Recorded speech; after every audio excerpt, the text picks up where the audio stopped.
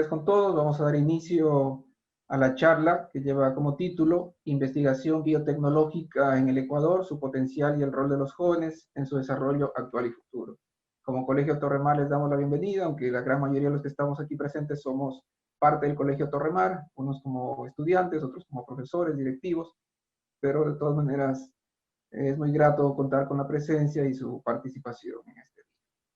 Para esta charla tenemos como expositora a la ingeniera Joely Vega Humala, que bueno, algunos ya la están mirando, la van a ver y escuchar en breve. Joely es ingeniera en procesos biotecnológicos por la Universidad San Francisco de Quito, es máster en ciencias en Agricultural and Food Economics por la Universidad Católica del Sacro Cuore de Italia. También es certificada por Six Sigma en Yellow Belt. Joely actualmente trabaja para la empresa multinacional Syngenta en Casalmorano, Italia, en donde se desempeña como responsable de la planificación de la producción en planta de semillas híbridas de maíz y soya en gran escala. Ya Joely más adelante nos explicará a todos qué es esto de semillas híbridas.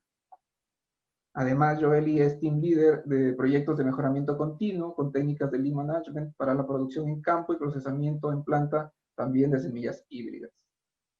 Anteriormente se desempeñó como investigador en el Laboratorio de Biotecnología Vegetal de la Universidad San Francisco de Quito y como administradora de la producción de tomate de riñón en la planta de producción La Merced en Atuntaqui, en la provincia de Imbabura, aquí en nuestro país. Joely también ha realizado publicaciones científicas acerca de la estandarización de un protocolo de cultivo in vitro de brotes apicales para la regeneración de cebolla chalota, para la micropropagación de Solanum quitoense, variedad quitoense, mediante cultivos de brotes apicales, peciolos e hipocótilos. Así que ese es el breve resumen de todo el trabajo que ha hecho Joely en sus años de trabajo profesional, y a continuación la vamos a escuchar en esta charla. Bienvenida, Joely. Gracias, David. Es un gusto y un placer poder estar con ustedes el día de hoy. Para mí es muy grato poder compartir un poquito de lo que he hecho hasta ahora y también parte de opinión como ex estudiante, y yo digo que aún soy estudiante porque siempre estoy intentando hacer nuevos cursos o enterarme un poco más de lo que está sucediendo, ya sea en el Ecuador o en la biotecnología o también campos fuera de la biotecnología. Entonces, para mí es un gusto. Entonces, podemos comenzar. Voy a empezar a hacer voy a empezar a compartir mi computador. No sé si es que ya lo están viendo. Confírmenme. Sí, está muy bien. Sí, ok, un segundo. Hago. Ok. A ver. ¿Pueden ver o ven un recuadro negro en la mitad? Ahora ya se ve completa la presentación. Ok, perfecto. Entonces, el título, como mencionó David, es principalmente la investigación biotecnológica en el Ecuador. Y bueno, la presentación ya empezó dando un resumen. Aquí yo lo único que voy a mencionar es que aparte de estudiar y trabajar, también me gusta bailar, dibujar, viajar. Soy muy curiosa, soy creativa, soy una persona que quiere mucho a su familia y siempre está pensando en ella. Y actualmente sí estoy en Italia, vivo en Italia, cerca de Casalmorano, donde trabajo. En esta foto pueden ver en el campo, estoy viendo los campos de maíz, cambio acá en la planta, con la gente del trabajo. Es una foto de hace 2 años, pero bueno, en el momento de ahora con esta situación de emergencia no podemos estar así tan cerquita, pero estamos conectados todos con todas las plataformas que se tienen a disposición. Y bueno, el día de hoy me voy a centrar en lo que es la investigación, ya sea en la universidad en donde estudié, pero en otros lugares en donde he hecho las pasantías y en un poquito de la experiencia hecha. Entonces, ahora voy a dejar de hablar de mí porque quiero conocerlos un poquito más a ustedes. Entonces, les voy a pedir que por favor entren a esta, ya sea con el computador o con el teléfono. cualquiera de los dos, pero entren en menti.com y en donde dice please enter the code, pongan el número 96 70 37 5 y pongan submit. A ver, entonces les digo de nuevo y voy a entrar a la página. Pueden ver ahí mi pantalla.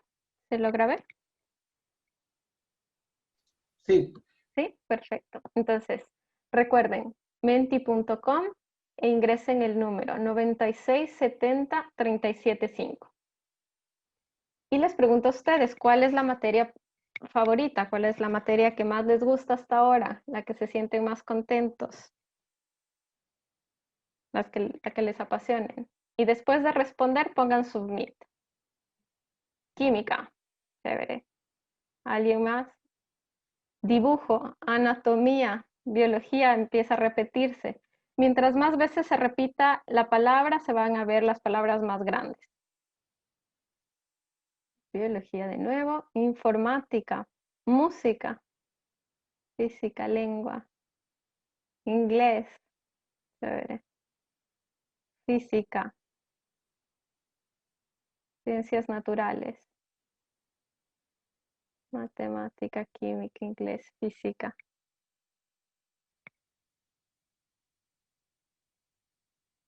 Emprendimiento, administración estratégica, ¿no? Sociales.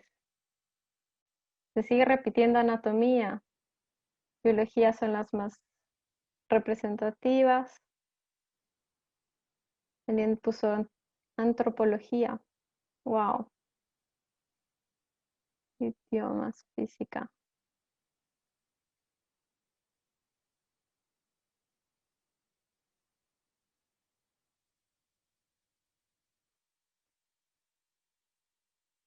Chévere. Súper bien, entonces veo que las materias que más se han repetido son biología, física, emprendimiento, historia, anatomía. Se ven interesante. Se nota que están interesados en este tema y me gusta un montón. Entonces les va a interesar y se van a divertir en la presentación. Muy bien, entonces ahora voy a pasar a las... no, siguen respondiendo, hay más respuestas. Bien, pero 2 segundos más. Ok, ya se paró. Vamos a pasar a la siguiente pregunta. ¿Sabes qué es la... ya han respondido, ok, 4 personas han empezado a responder. ¿Sabes qué es la biotecnología y sus aplicaciones? Aquí no solo los alumnos pueden responder, pueden también responder, ya están los profesores. Ok.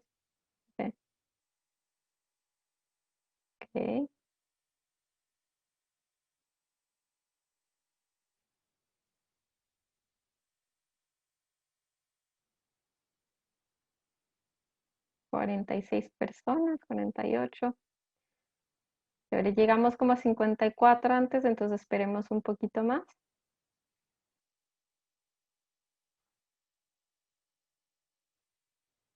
Chévere, 50. Veo que hay 7 personas que lo tienen súper claro. Me gusta un montón. Si es que hago alguna pregunta o quieren participar, sin problema, con mucho gusto también podemos discutir. Al final también vamos a tener un tiempo de preguntas. Para las personas que tienen más o menos claro o no lo tienen muy claro, bueno, espero que al final de la presentación puedan llevarse un poquito más de conceptos o entender más qué es la biotecnología. Y para los que no nada, bueno, el día de hoy van a llegar al menos al más o menos. Así que vamos a ver cómo va. 53, ok, un poquito. Se unió una persona más que lo tiene súper claro. Muy bien. Ok, pasemos ahora de nuevo a la presentación. Vuelvo a compartir. Denme, si me pueden dar unos 2, 3 segunditos y vuelvo. A ver. Entonces,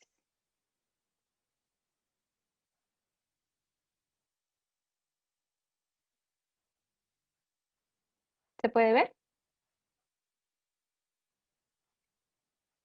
Vale. Sí, sí, sí, ahí ¿Sí? está bien. Perfecto. Entonces, ¿qué es lo que vamos a ver el día de hoy? Primero la agenda, vamos a empezar con qué es la biotecnología, después cuál es el campo laboral, un par de ejemplos de aplicaciones en humanos, animales, plantas, y también qué tipo de empresas en Ecuador, porque muchas veces no se entiende cuál es o sea, cuáles son las empresas en donde un biotecnólogo puede trabajar. Entonces, empezando por qué es biotecnología. Es la ciencia que estudia conceptos y procesos, se basa en el funcionamiento de los seres vivos, ya sea microorganismos incluyéndolos. A partir de este conocimiento se pueden desarrollar herramientas para poder elaborar nuevos productos, mejorar plantas y animales y obtener microorganismos con usos específicos. Entonces, este es el concepto. Pero, ¿qué se estudia? Se estudia la biología, como a muchos les gusta en esta conferencia, hay mucha gente que le gusta la biología, entonces biología es fundamental, unido a la biotecnología molecular, que es parte de la biología, genética, química, había mucha gente que también le gustaba la química, microbiología, matemática, la parte de ingeniería también, procesos industriales y también todas las investigaciones necesitan un poco de estadística para poder entender si estos resultados son estadísticamente eh, diferentes o que marcan una respuesta o un resultado, un análisis. Entonces, ¿en dónde se aplica? En el sector ganadero, en el sector minero petrolero puede ser la bioremediación, en el sector industrial, alimenticio, médico, agroexportador, para la conservación de la biodiversidad y también para el manejo ambiental. Estas son algunas de las aplicaciones que especialmente en el Ecuador se puede hacer. Entonces, campo laboral puede ser dos puntos importantes. Uno, el campo industrial, para producción, para ya lo que es negocios, y la parte de investigación únicamente. Entonces, puede ser uno de estos dos sectores. ¿Cómo? Aplicando estrategias analíticas y creativas de acuerdo a las necesidades ya sean del mercado o necesidades para la conservación y manejo ambiental que garantizan un desarrollo sostenible.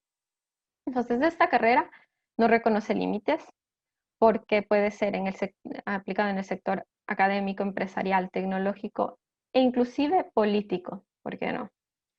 Entonces, ¿en dónde? En universidades, en la industria, en empresas multinacionales, en los gobiernos como Ministerio del Ambiente, por ejemplo, y en organizaciones no gubernamentales sin fines de lucro. Entonces, este es como el inicio o la parte más general de la biotecnología. Ahora, como les mencionaba, yo les voy a explicar algunas de las experiencias eh, por las que he atravesado durante mis estudios y luego en la aplicación ya elaborativa. Entonces, una de mis pasantías la realicé en el Laboratorio de Genética de la Cruz Roja Ecuatoriana, en Cruz Vital, se llama, en Quito, en donde, ¿qué es lo que hacen aquí? Hacen la detección de la paternidad. No sé si han escuchado, ok, se hizo el test de paternidad. Entonces, aquí se hace y se van muestras o se tratan casos ya jurídicos. O sea, por ejemplo, en un caso en el que la mamá dice, ok, necesito hacerme esta prueba a nivel legal, entonces van a este laboratorio en donde se toma muestra de la madre, del presunto hijo y del presunto padre. Entonces, ¿qué técnica utilizan? Se utilizan marcadores genéticos microsatélites. En esta charla voy a intentar utilizar muchos términos no tan técnicos para poderles explicar a las personas, especialmente que no han escuchado absolutamente nada de la biotecnología. Entonces, discúlpenme las personas que saben ya mucho más técnico, pero voy a intentar utilizarlo de una manera más simple. Si es que tienen preguntas o necesitan aclaraciones, no se preocupen, párenme y explico un poco más o al final también me pueden preguntar. Entonces, Les voy a explicar, por ejemplo, los microsatélites que son partecitas del ADN que son repetidas muchas veces y son específicas del individuo, pero se mantienen estas repeticiones en los humanos, en este caso. Entonces, les hago un ejemplo. Hay en esta tabla están 5 primers, se dicen primers de microsatélites con estos códigos, en donde cada individuo va a tener 2 resultados. En este caso, para este primer, para el padre presenta 13, el número 13 y el número 14. El hijo presenta 14, 16. La madre 16, 17. Entonces el hijo debería tener un resultado de la madre y un resultado del padre. En este caso sí. El papá tiene 13, 14, el hijo 14, 16, entonces comparten el número 14. Entonces, ok, para este marcador se aumenta la probabilidad de que si este hijo sea hijo de este presunto padre. Lo mismo se realiza con los demás microsatélites. Y en este caso de la Cruz Roja, se analizaban 32 diferentes tipos de primers o microsatélites. Si es que todos estos primers compartían el hijo y el papá, se decía, ok, este papá tiene 99.9999% de probabilidad de que sí sea el padre de este presunto. Ya, entonces, ¿qué es lo que hace el biotecnólogo? El biotecnólogo entiende la técnica, primero microsatélites, y dices, ok, ¿cuál es la técnica que se utiliza? Microsatélites. ¿Cómo? Primero se extrae ADN, luego de la extracción de ADN se hace PCR, después de PCR se mete en la secuenciación, ok, se hace la secuenciación. Entonces, todo este proceso el biotecnólogo lo tiene que entender muy bien para poderlo aplicar, y una vez aplicado se dice, ok, ¿cuál es la conclusión? La conclusión es de que puedo saber si ese hijo es hijo de esa persona, ya sea de la mamá, del papá, o tiene una relación con el abuelito, la abuelita. Habían casos como de herencias o de personas de homicidios, porque también se trabajaba con casos judiciales. Entonces, ese es el final, el resultado. Pero para poderlo hacer se necesita entender la técnica y entender las bases de por qué se hace ese estudio o ese test, ese análisis. Entonces, dejando a los humanos, pasando a los animales, para la conservación en específico, les explico de otro caso en el que se realizó en la Universidad San Francisco de Quito, en donde estudié la universidad, y se estudiaban estos animalitos que se llaman leoncillos.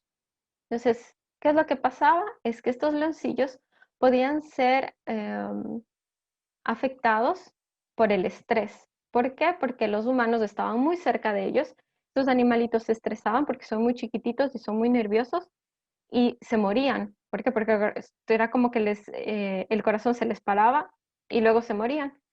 Entonces, el objetivo de esta investigación era entender si la cercanía de los puntos de recolección de las muestras eran muy cercanas al humano, y si eran muy cercanas, si estos animalitos tenían mucho estrés. ¿Cómo se medía el estrés? A través de la cantidad de cortisol que presentaban las muestras de heces de estos animalitos.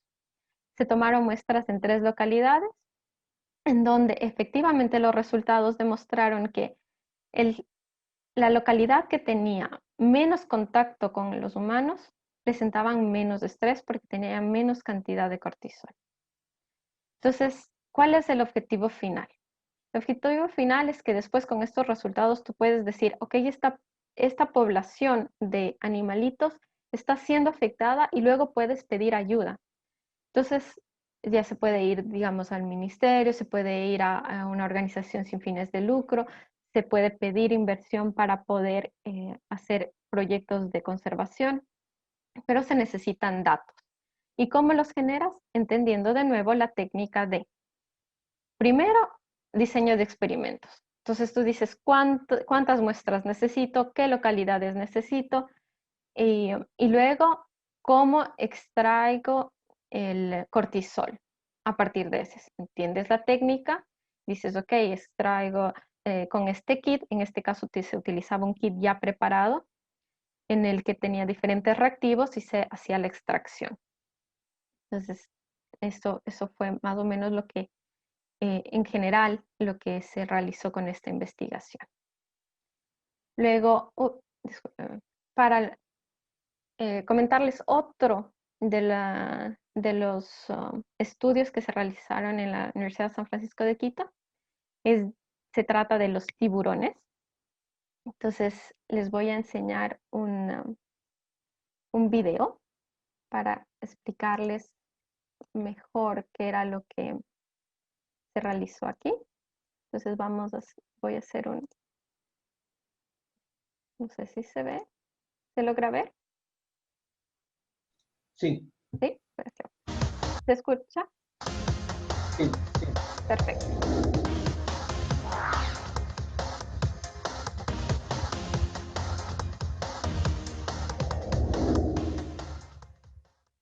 A la plancha, apanado o en ceviche. El pescado es delicioso, pero ¿estamos comprando lo que creemos que estamos comprando? Un estudio de la USFQ demostró que nos están engañando, vendiéndonos bajo el nombre de atún o cherna lo que en realidad es tiburón. María José Mateo tomó más de 150 muestras de pescado en 11 mercados de la capital. Una vez en el laboratorio, analizó genéticamente las muestras y comparó el ADN de cada una de ellas, concentrándose en una zona específica en la que solo los tiburones presentan una variación. Realizamos el análisis con las técnicas moleculares y obtuvimos que de las 150, 40 eran tiburones. Eh, Esto es casi el 27% del total de las muestras. Y luego procedimos a identificar la especie de tiburón que estaban vendiendo en los mercados. Un decreto del año 2007 prohibió la pesca directa de tiburón. Desde entonces, la única captura que se tolera es aquella que se hace de manera accidental. Pero si solo se tratara de pesca incidental, no habría un índice tan alto de tiburón en los mercados de Quito. Se encontraron especies como tiburones azules y tiburones zorros, que habitan cerca de los atunes. Pero también se encontró tiburón sedoso, que es propio de aguas profundas. Y eso quiere decir que cada vez la frontera pesquera, los pescadores están expandiéndose más, están saliendo más hacia el océano, a las profundidades, están yéndose más lejos de la frontera pesquera. La presencia del tiburón en el mar es vital. Y el tiburón, como es un depredador tope, juega un rol sumamente importante en el ecosistema. Entonces, es el tiburón que mantiene estable a las poblaciones, que reduce más los peces chiquitos, que a su vez consumen plancton, y en el plancton hay larvas de peces más, que luego se van a ser peces más grandes. Esta investigación sirve para entender qué está sucediendo en nuestros mares. Datos certeros que son una herramienta para reforzar la protección de una especie fundamental para mantener el equilibrio ecológico en el océano.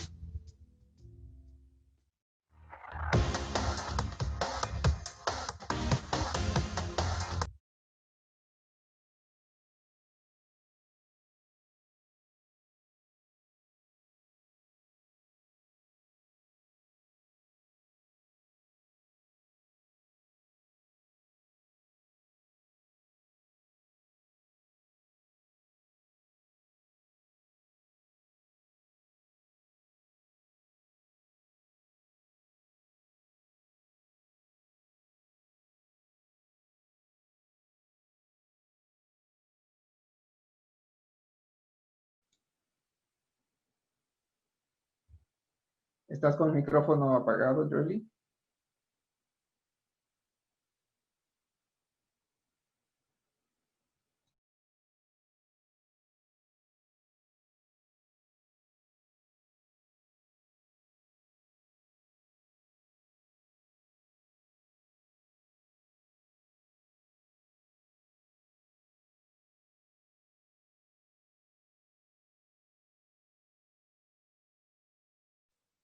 Ok, gracias.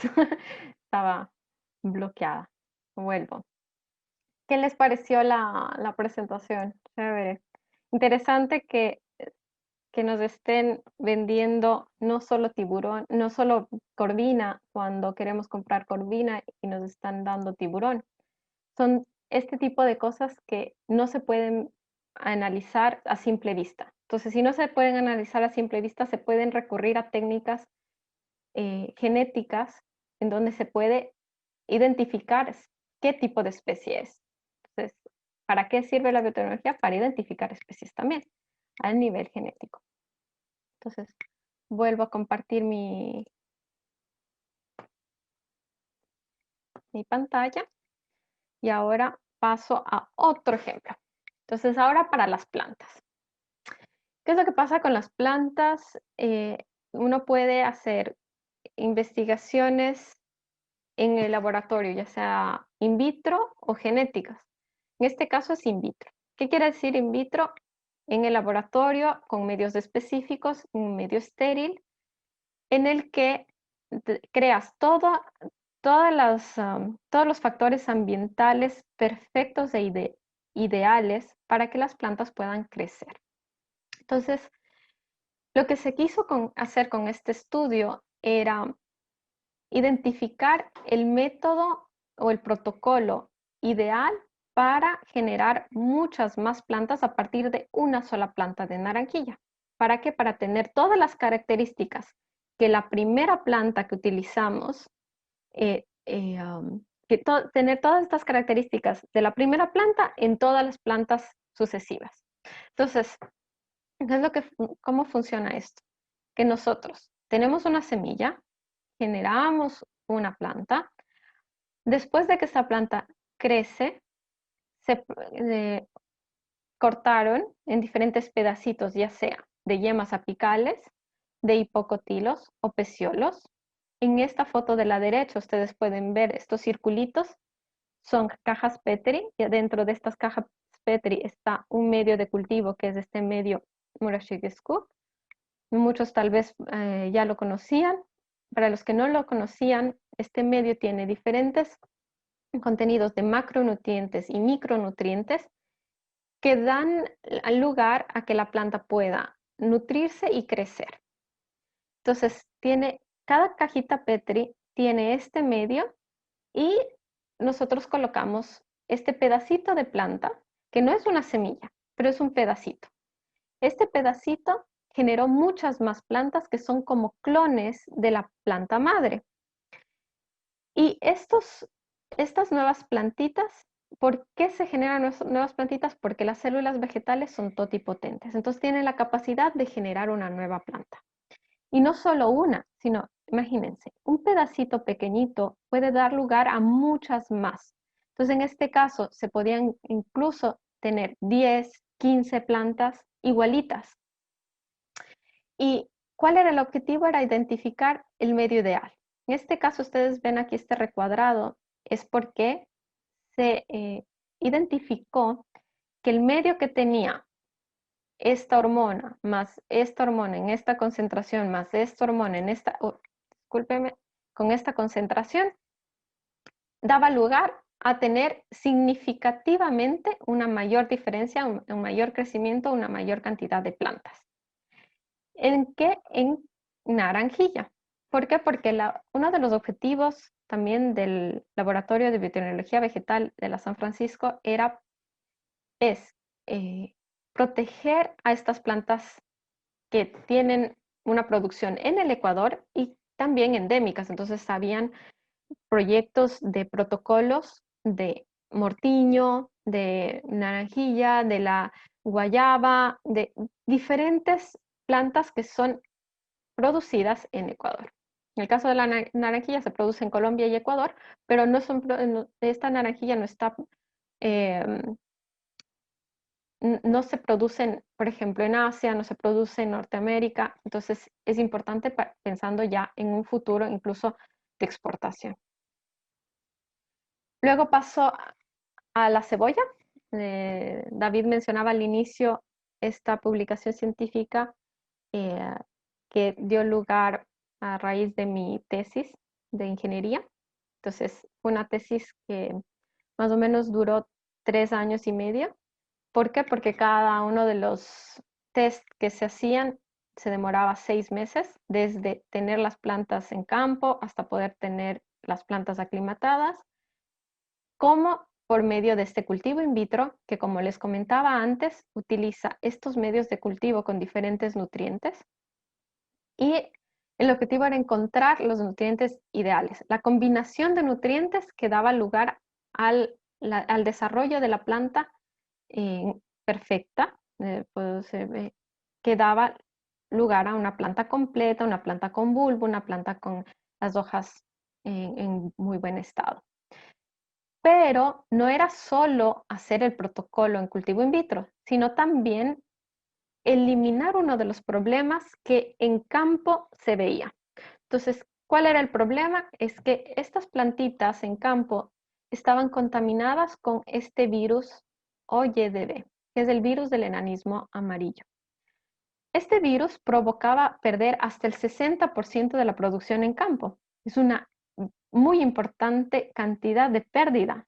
Entonces, ¿qué era lo que quería el agricultor? El agricultor lo que quería era eliminar este virus. Y el problema es que agronómicamente no tienes nada que pueda eliminar el virus. O sea, no hay, por ejemplo, en el caso de bacterias, en el caso de hongos, existen diferentes productos químicos para contrarrestar en campo. En cambio, el virus no.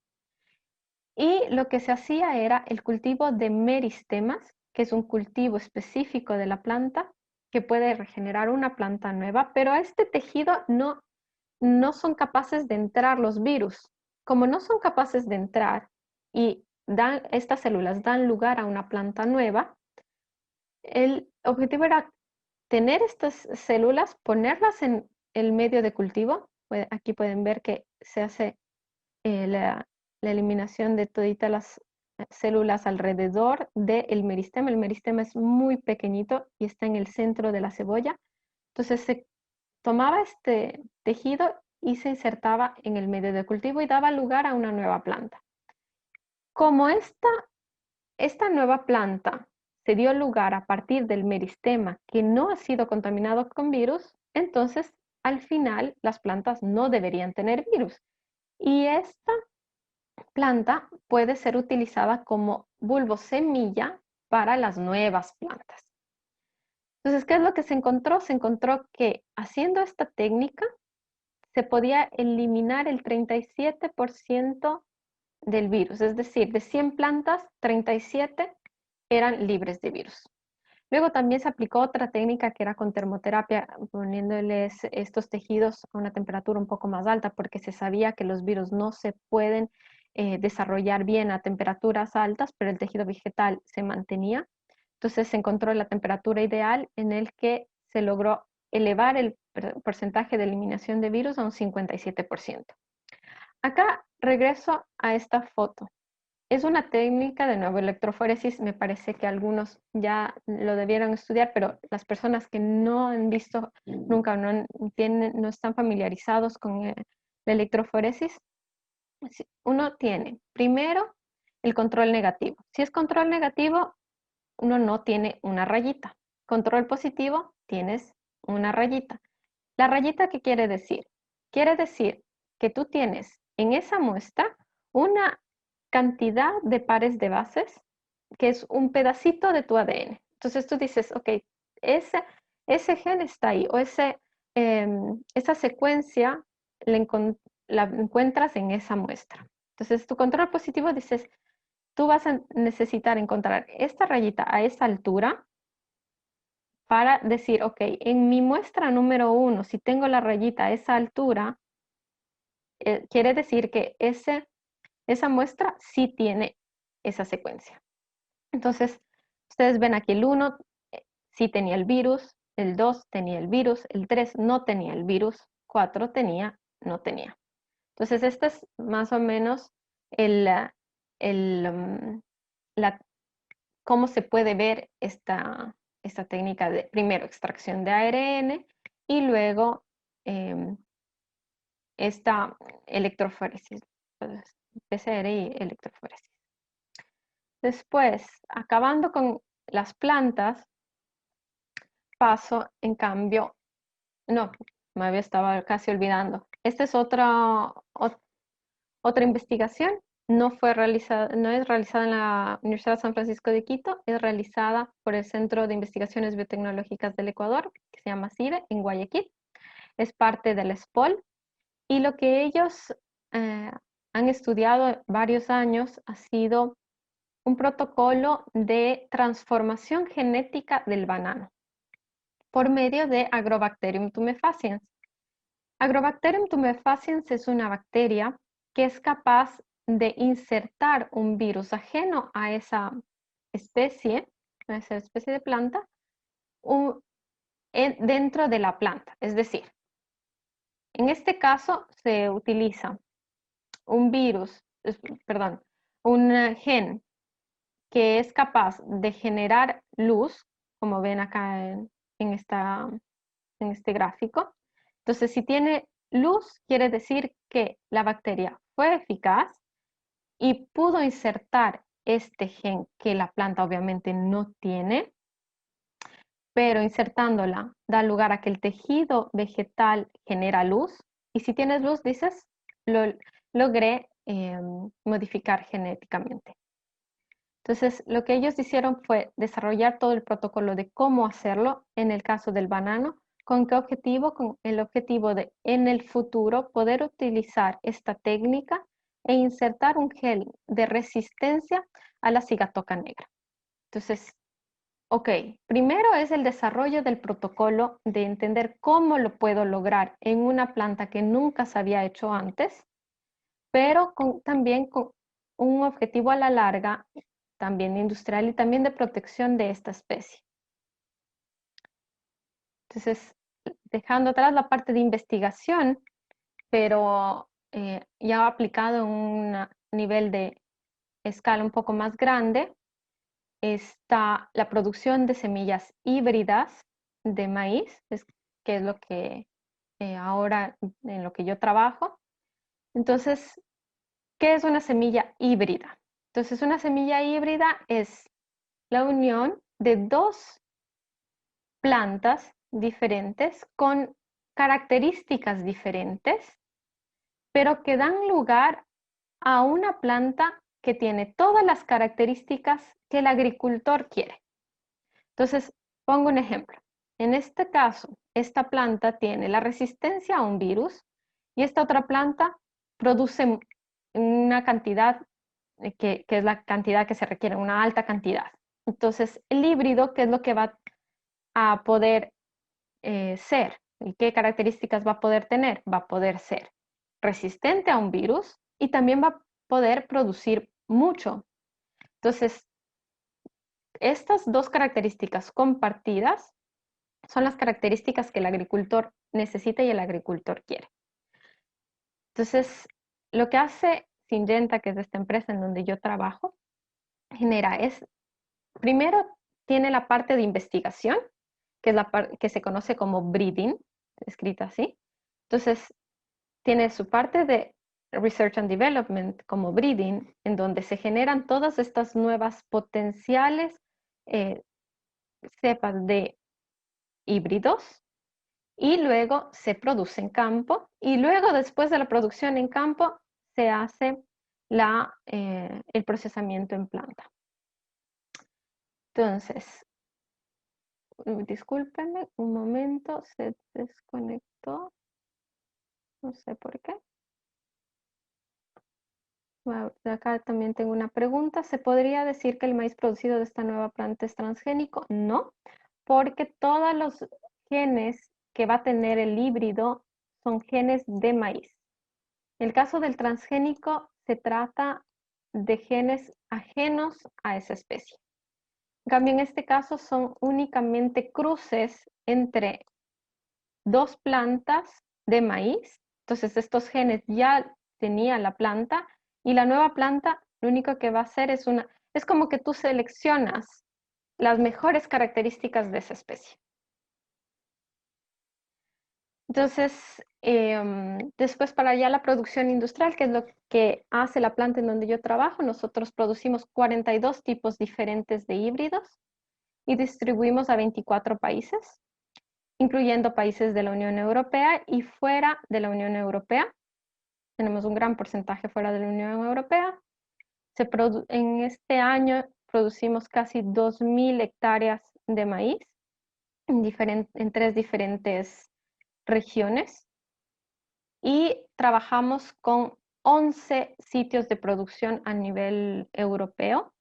Nosotros somos el único sitio de producción italiano para maíz y lo que hacemos es trabajar en conjunto con todos los países de la Unión Europea. Entonces lo que hacemos es, por ejemplo, yo produzco el híbrido A, Francia produce el híbrido B y España quiere A y B, entonces nosotros entre Francia e Italia damos una producción a España de los 2 híbridos. Entonces trabajamos en conjunto. O si es que Francia no alcanzó la cantidad de la demanda del híbrido B, Italia puede compensar con otro híbrido para cumplir y satisfacer esa demanda.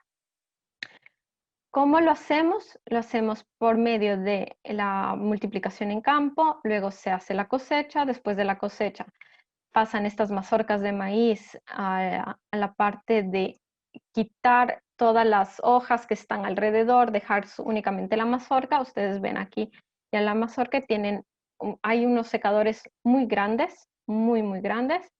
Estamos hablando de toneladas de maíz. Cada secador tiene en promedio tiene capacidad para 300 toneladas y tenemos 3 secadores con 48 celdas en donde van insertadas estas mazorcas. Se seca, una vez secada pasamos al desgranado, se desgranan todas estas mazorcas, luego se seleccionan las mejores semillas, ya sea en tamaño y en pureza física. Y después de eso se hace tratamientos, ya sea con fungicidas o insecticidas, y luego se empaca en estos sacos grandes de 25.000 semillas y 50.000 semillas y 80.000 semillas por saco. Tienen un peso medio de 16 kilos por saco y luego empaquetamos, ponemos en pallets y enviamos a diferentes países, incluyendo la demanda italiana. Pero luego pasando de todas mis experiencias o otras investigaciones que algunos amigos han realizado, quería hacerles ver más o menos un pool de todas las empresas en Ecuador en donde los biotecnólogos pueden trabajar y no solo. Esto es solo únicamente un ejemplo. Entonces, primero en la parte de investigación está la Universidad de San Francisco de Quito, la Universidad de ESPE, en Quito también, la UDLA, la SPOL en Guayaquil, están la Salesiana. Todas las universidades que hacen investigación pueden ser un lugar en donde el biotecnólogo puede desarrollarse a nivel laboral o a nivel investigativo. Y de ahí todas las empresas de alimentos, por ejemplo, Pronaca, PepsiCo, Alitec, la Fabril, Unilever. La Fabril trabaja también con aceites, por ejemplo. Pronaca trabaja cárnicos, diferentes tipos de productos en donde, ¿qué es lo que hace el biotecnólogo? El biotecnólogo ve las mejores características del producto para poder ponerlos al mercado. En el caso médico, hay mucha gente que vi que le gustaba anatomía también y que estaban interesados en este ámbito, en este sector. Hay varias empresas que, por ejemplo, Merck, Bayer, Pfizer, Novartis, GlaxoSmithKline. ¿Qué es lo que se hace también? El desarrollo de vacunas, ahora que estamos hablando tanto del virus y estamos viviendo una emergencia sanitaria.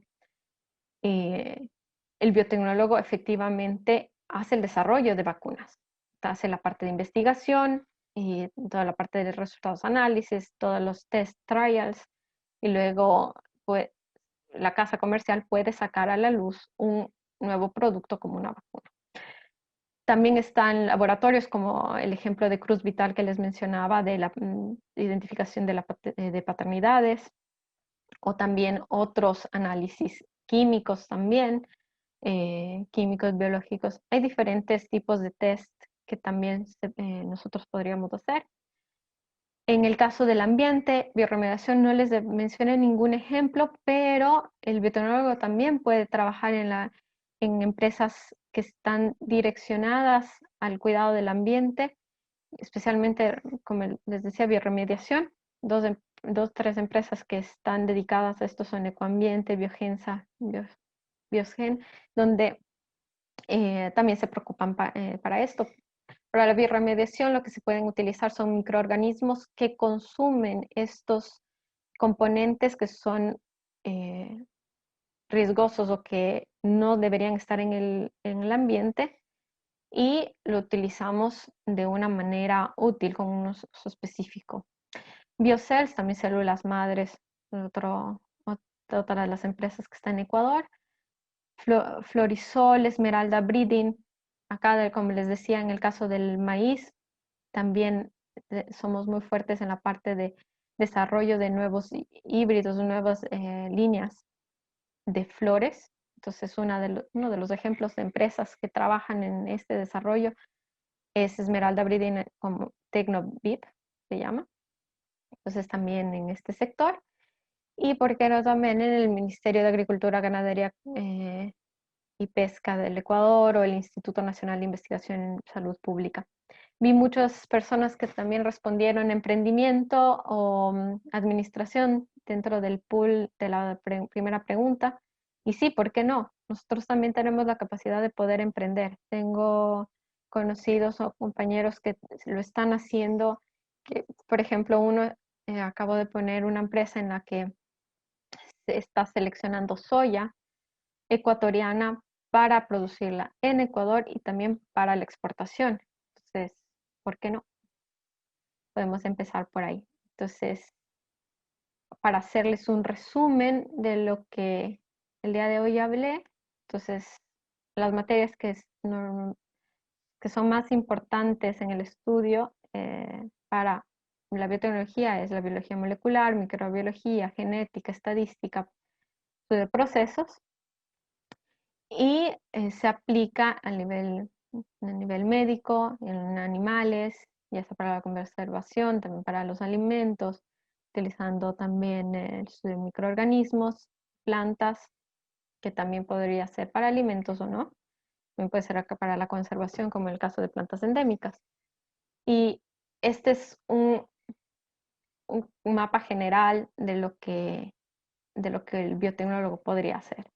Entonces, si es que están ahora motivados por esta línea, lo único que yo les puedo decir es que la biotecnología es una de las carreras que se necesita conectar muchas materias. Por decir, procesos con biotecnología molecular parece que no tiene nada de relación, pero realmente tiene una relación. Ahora yo trabajo produciendo semillas híbridas, pero también toda la parte de clases de ingeniería industrial me sirvieron un montón para poder entender el flujo de los procesos e intentar entender dónde se debería mejorar, y ahora lo que hago es planificación. Es verdad, no trabajo directamente en la investigación, pero es una de las aplicaciones de la investigación de los híbridos, que nació de Research and Development. Entonces, se puede conectar muchas cosas. Y sí se necesita un montón de proactividad. ¿Por qué? Porque es un mundo en el que está cambiando muy rápido. Ustedes pueden ver con esto del virus cuántas personas están trabajando en el desarrollo de la vacuna, cuántas personas están trabajando en entender cómo está evolucionando el virus, en entender cuáles son las etapas de dispersión, cómo una persona se está contagiando con la otra, de epidemiología.